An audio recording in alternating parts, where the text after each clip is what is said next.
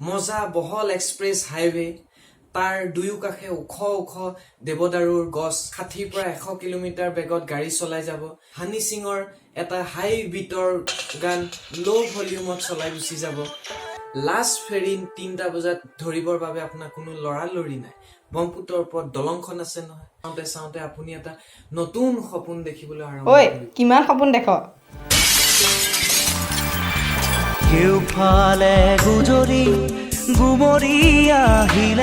নমস্কাৰ। যোৱা 30টা বছৰৰ আটাইতকৈ ডাঙৰ বানপানী কবলত অসমখন পৰিছে আৰু প্ৰায় 60 লাখ মানুহ ক্ষতিগ্ৰস্ত হৈছে। 4,600তকৈও বেছি গাঁও ইয়াত প্লাবিত হৈছে আৰু 50 জনতকৈও অধিক লোকে প্ৰাণ হেৰুৱাইছে। গৰু ছাগলী পশু পক্ষী কথাটো বাদেই দিছো।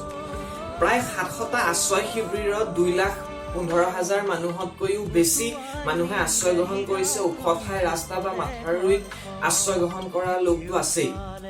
এইসকল লোকক বৰ্তমান দৰকাৰ হৈছে খোৱা পানী, খাদ্য সামগ্ৰী আৰু দৰৱ পাতি। ৰাজ্য চৰকাৰে পৰ্যাপ্ত পৰিমাণে খাদ্য সামগ্ৰী দিব পাৰিছো বুলি দাবী কৰিছে যদিও কেন্দ্ৰ চৰকাৰৰ ইয়াৰ প্ৰতি কাণসাৰ নাই বুলি আমি বাতৰি কাকতৰ পৰা গম পাইছো আৰু ৰাজ্য চৰকাৰেও ইয়াক পৰ্যাপ্ত পৰিমাণে খাদ্য সামগ্ৰী যোগান ধৰিব পৰা নাই বুলি আমি নিজেই গৈ যেতিয়া বানাক্ৰান্তসকলৰ ওচৰত গৈছো তেওঁলোকৰ পৰা জানিব পাৰিছো। তেওঁলোকে নিজেই কৈছে যে চৰকাৰৰ ফালৰ পৰা মাথো এটা দিনৰ ৰচদ পাতি সেই বানাক্ৰান্তসকলে পাইছে আৰু কোনো ধৰণৰ জনপ্ৰতিনিধি, বিধায়ক, মন্ত্ৰী বা MLA বা কোনো ৰাজনৈতিক পাৰ্টীৰ নেতা সেইসমূহ ঠাইলৈ যোৱা নাই। আশ্ৰয় শিবিৰসমূহতো যোগান ধৰা সেই খাদ্য সামগ্ৰীসমূহ কিন্তু খোৱাৰ উপযোগী নহয় বুলি খুদ হিমন্ত বিশ্ব শৰ্মা ডাঙৰীয়াৰ আগতে বানাক্ৰান্তই দাঙি ধৰিছে। পিছে ৰাজ্য চৰকাৰৰ এনে আৰ্থিক অনাটন কিয়? বানপানী প্ৰত্যেক বছৰে হোৱা এটা দুৰ্যোগ অসমত। ই হঠাতে আহি ওলোৱা এটা দুৰ্যোগ নহয়।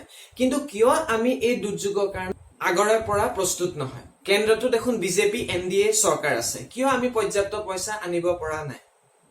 সিদিনা উৰিষ্যাত বানপানী হওঁতে দেখোন প্ৰধানমন্ত্ৰী নিজেই তাত বিমানেৰে ভ্ৰমণ কৰি প্ৰায় 1000 কোটি টকাৰ পেকেজ ঘোষণা কৰিছিলে। আমাক কিয় পেকেজ এটা দিব পৰা নাই? ঠিক আছে, ধৰি ললো আমাক পেকেজ বা পুতৌ নালাগে, কিন্তু পাবলগীয়া পইচাকেইটাতো মোকলাই দিয়া। কিয় কেন্দ্ৰ চৰকাৰৰ পৰা যদি পইচা মোকলাই আনিব পৰা নাই, আমাৰ অসম চৰকাৰে মুখ খুলি আপত্তি নকৰে কিয়? মাথো মাননীয় প্ৰধানমন্ত্ৰী ডাঙৰীয়াই ফোন কৰিছে বুলি কৈ থাকিলে নহব নহয়। আচ্ছা, এই বানপানীৰ মূল কাৰণসমূহ কি বাৰু? 1950 চনৰ ভূমিকম্পকে জগৰীয়া কৰা হয় যদিও বৰ্তমান মূল কাৰণ হিচাপে দেখা দিছে নদী বান্ধবিলাক। নদী বান্ধবিলাকে যিবিলাক অবতৰীয়াত বানপানীৰ সৃষ্টি কৰে, তাৰ ফলত এই বানপানীৰে নদীৰ দুয়ো কাষে থকা মাথাউৰি বা নদী কাষবিলাক উইক কৰি পেলায়। এই দুৰ্বল হৈ থকা নদী কাষবিলাকত প্ৰাকৃতিকভাৱে হোৱা বানপানীয়ে পিছত ভাঙিবলৈ সুবিধা পায় বা বানপানীৰ সৃষ্টি কৰে।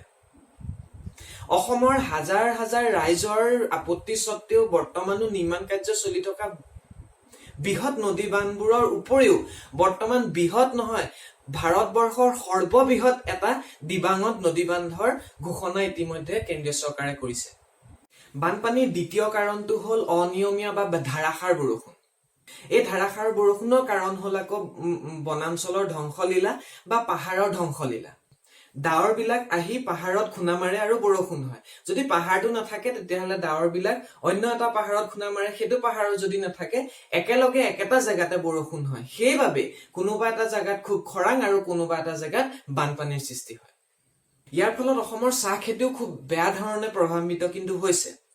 লোকসভাত বনাঞ্চলৰ ধ্বংসলীলা বা পাহাৰৰ ধ্বংসলীলাৰ বিষয়ে কেইবাবাৰো সাংসদসকলে উত্থাপন কৰিছে আৰু কেন্দ্ৰীয় মন্ত্ৰী বাবুল সুপ্ৰিয়ই এইটো কথা স্বীকাৰ কৰিছে যে অসমত বনৰ ধ্বংসলীলা হৈছে।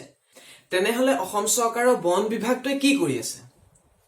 অৱশ্যে বিভিন্ন কাৰণত ব্ৰহ্মপুত্ৰৰ তলিখন বাম হৈ আহিছে। বানপানী সমস্যাৰ হেতুকে এই ব্ৰহ্মপুত্ৰখনৰ ঠায়ে ঠায়ে খনন কাৰ্য খান্দিব লাগিব। অসম চৰকাৰে অৱশ্যে আমাক এই বিষয়ে এটা সপোন দেখুৱাইছে। ব্ৰহ্মপুত্ৰৰ মাজভাগ খান্দি তেওঁলোকে তাৰ মাটিৰে ব্ৰহ্মপুত্ৰৰ দুয়ো কাষে 2টা এক্সপ্ৰেছ হাইৱে বনাব। মজা বহল এক্সপ্ৰেছ হাইৱে, তাৰ দুয়ো কাষে ওখ ওখ দেৱদাৰুৰ গছ, সেউজীয়া দেৱদাৰুৰ মাজে মাজে কিছুমান কৃষ্ণচূড়াও ফুলিব। প্ৰতি ঘণ্টাত 60 পৰা 100 কিলোমিটাৰ বেগত গাড়ী চলাই যাব। হানি সিঙৰ এটা হাই বিটৰ গান ল' ভলিউমত চলাই গুচি যাব। মাজতে জিং জিংকৈ বৰষুণ আৰম্ভ হ'ব। সেই বৰষুণৰ পানীত ক'লা ৰাস্তাটো আৰু বেছি চাফা দেখা যাব। কৃষ্ণচূড়াৰ ৰঙা ফুলবিলাক আৰু বেছি ৰঙা দেখিব।